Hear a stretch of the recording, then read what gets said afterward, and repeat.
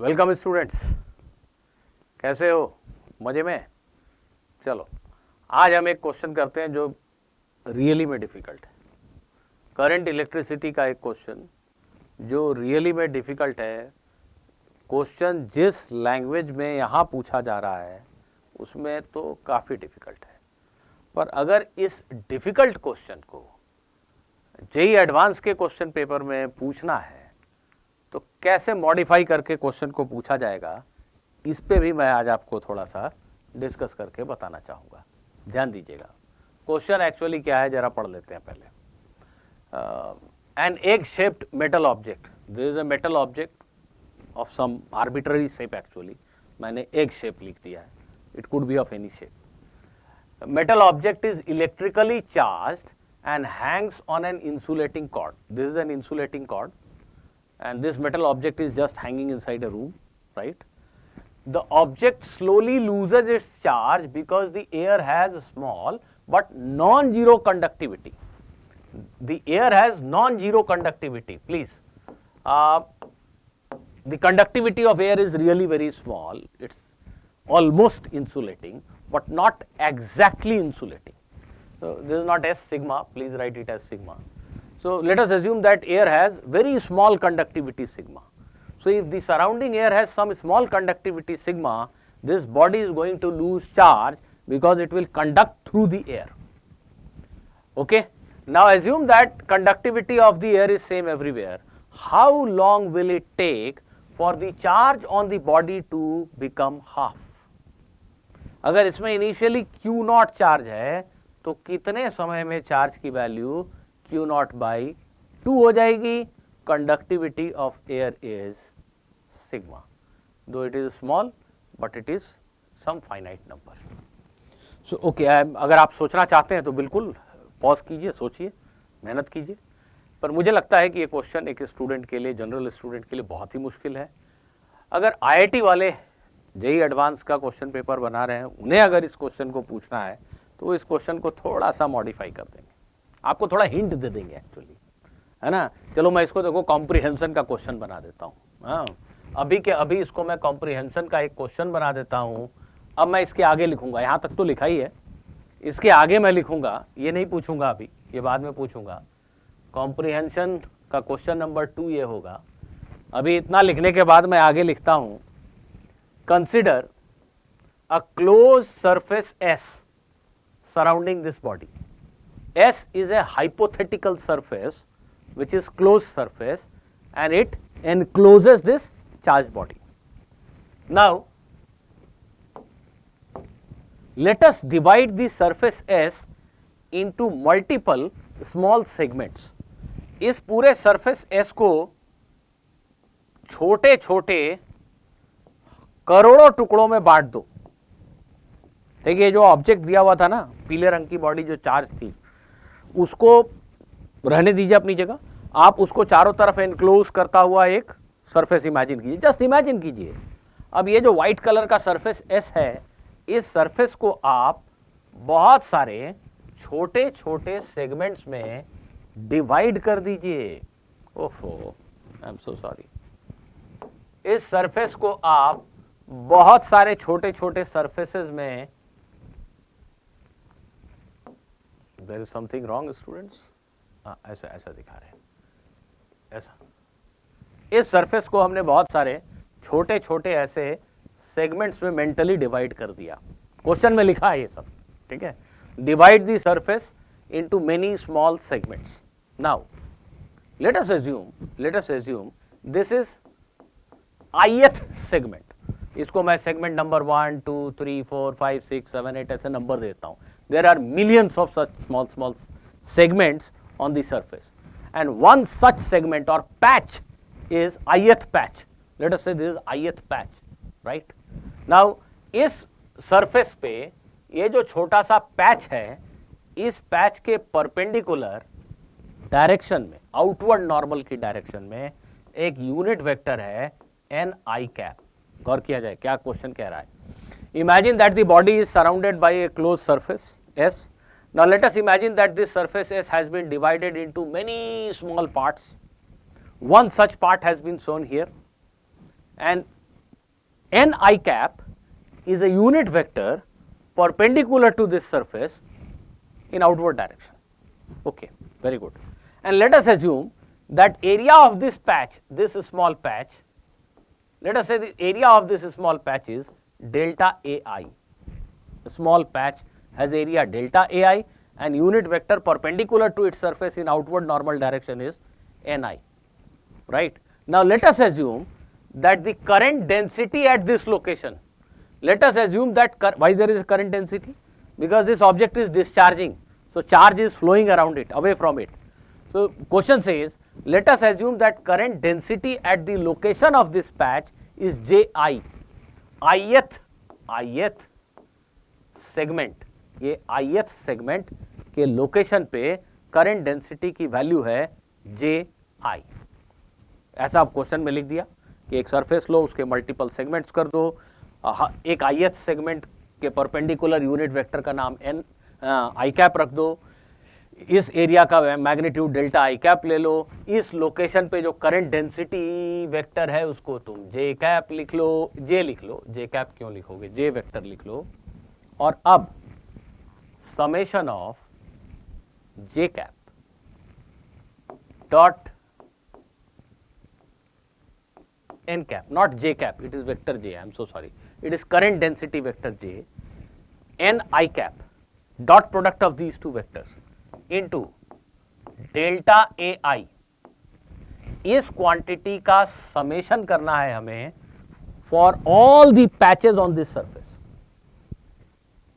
Question क्या कह रहा है, इस क्वांटिटी का समेशन करो for all the patches on the surface, और पूछा है कि ये क्या ये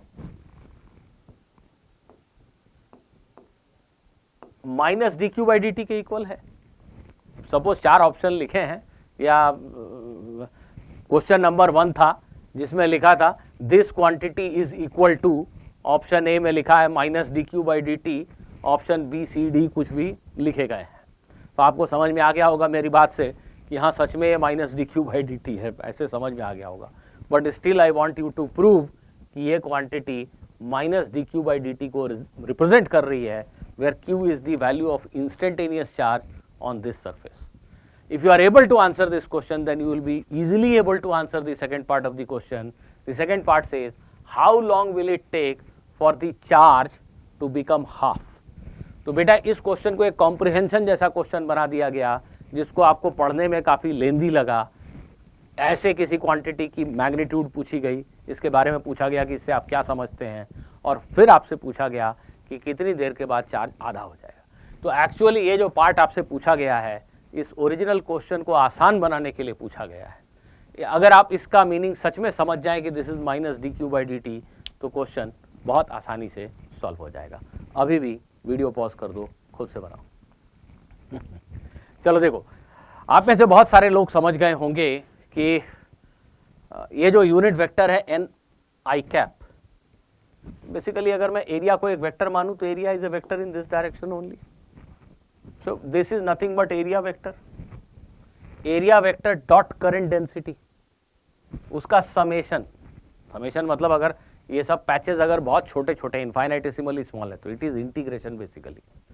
so this is nothing but integration of J dot DA, जो आप अपनी पढ़ाई की भाषा में लिखते हो J डॉट DA का इंटीग्रेशन है. क्या समझ पा रहे हो आप? ये एरिया का मैग्नीट्यूड है, एरिया वेक्टर के डायरेक्शन में यूनिट वेक्टर है. तो ये क्वांटिटी क्या होती है? What is this? J dot DA क्या होता है यार? Current density into current density और एरिया वेक्टर का डॉट प्रोडक्ट क्या होता है? करंट.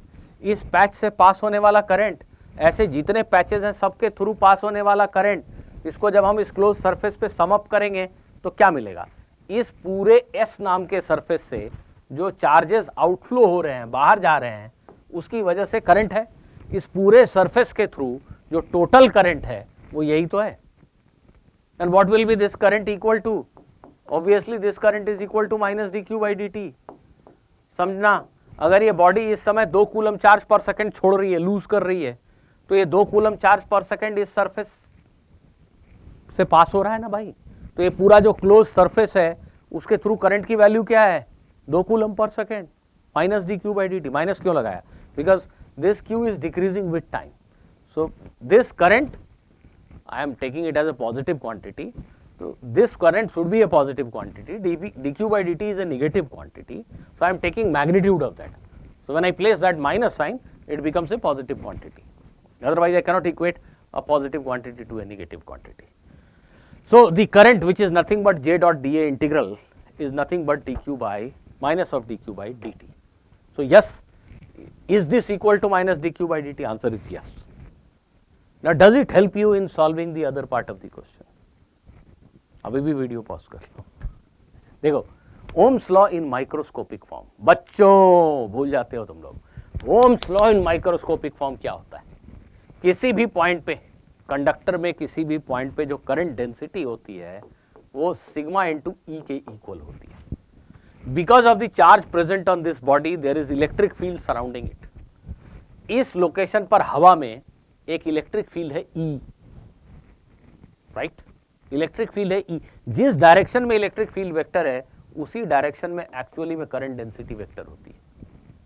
और इलेक्ट्रिक फील्ड वेक्टर और करंट डेंसिटी वेक्टर में क्या रिलेशन है? आंसर है vector J is equal to sigma times E. तो ये जो इक्वेशन अभी तुम्हें बोर्ड पे दिख रहा है, ये जो इक्वेशन बड़ा मजेदार क्वेश्चन है, जरा देखना. ये जो इक्वेशन तुम्हें बोर्ड पे दिख रहा है इसको मैं ऐसे लिख रहा हूं, minus D Q by D T is equal to integration of J dot D A. जरा ध्यान से देखना, जे को लिखता हूं सिग्मा ई. ओहो, एकदम मजा आ जाएगा. देखना, जरा ध्यान से देखना. अरे ई वेक्टर का डायरेक्शन जे वेक्टर की डायरेक्शन में होता है. ओम्स लॉ ठीक से पढ़ो भाई, ठीक से पढ़ो, ठीक से पढ़ो, ठीक से पढ़ो. अब देख के कुछ चमका, ऐसे ही बोलते हैं ना सब लोग, चमका. अरे क्या चमका भाई? यहां तो सब कुछ अंधेरा ही छा गया. चमका यहां चल देख, सिग्मा कांस्टेंट है. क्वेश्चन में लिखा है कि हर जगह सिग्मा की वैल्यू सेम है, तो सिग्मा को बाहर कर सकते हैं. अब ई डॉट डी ए का इंटीग्रेशन इस पूरे क्लोज सरफेस के लिए पक्का. अब तो कुछ चमका. ई डॉट डी ए का इंटीग्रेशन क्लोज सरफेस के लिए क्या है? अरे flux through this close surface है भाई. कहां करंट डेंसिटी, कहां फ्लक्स पे पहुंच गए. जरा देख, मजे ले जरा इस क्वेश्चन के. जे को जैसे ही लिखा सिग्मा ई, sigma constant, E dot D ए का इंटीग्रेशन इस पूरे सरफेस के लिए क्या चीज है? Flux through this surface. और उसकी वैल्यू गॉस लॉ से जानते हैं. क्या होगा? Q by epsilon not. अगर इस वक्त इस बॉडी पे चार्ज क्यू बचा हुआ है, it will be Q by epsilon naught. So minus D Q by D T is equal to sigma times Q by epsilon naught. Minus D Q by D T is sigma q epsilon naught. Are you getting my point? देखिए, तो इस body पे अगर किसी moment पे charge q है तो इसको एनक्लोज करने वाला कोई भी सरफेस एस ले ले. इस सरफेस से जो चार्ज क्रॉस कर रहा है, दैट मीन्स जो करंट है, which is same as minus D Q by D T, its value is sigma by epsilon naught into Q.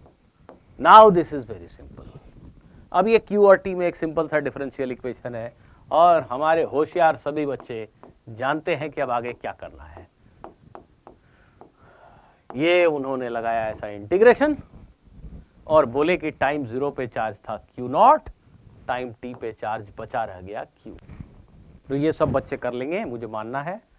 Q by Q0 हो जाएगा ये लॉग ऑफ, और ये minus sigma T by epsilon not. इसको further simplify करेंगे तो Q0 e raised to the power sigma T by epsilon. This is how charge will decrease with time. This is instantaneous charge at time t. Question में पूछा गया कितने समय में charge आधा हो जाएगा. दैट मीन्स Q की वैल्यू किस टाइम के बाद Q0 by 2 हो जाएगी. तो अब आप ये फर्दर खुद से सिंप्लीफाई कर सकते हो. यहाँ Q की जगह लिखो Q0 by 2, तो Q0 by 2 is equal to Q0 into this. So it is simply half is equal to E sigma T. जिन लोगों ने रेडियो एक्टिविटी में हाफ लाइफ वगैरह पढ़ा है वो तो ऐसे देख के आंसर लिख देंगे, isn't it? अब दोनों तरफ लॉग ले लो. log 1 is 0 माइनस log 2, सो ये माइनस log 2 और यहां पे बन जाएगा, ये माइनस माइनस हटा दो बेटा. जरा चेक कर लेना मैंने कुछ गड़बड़ ना किया हो. यही तो आंसर है. इतने देर में चार्ज आधा हो जाएगा ना. थोड़ा कठिन था मुझे पता है, जरा दोबारा तिबारा देख लो, थोड़ा खुद से भी सोच लो.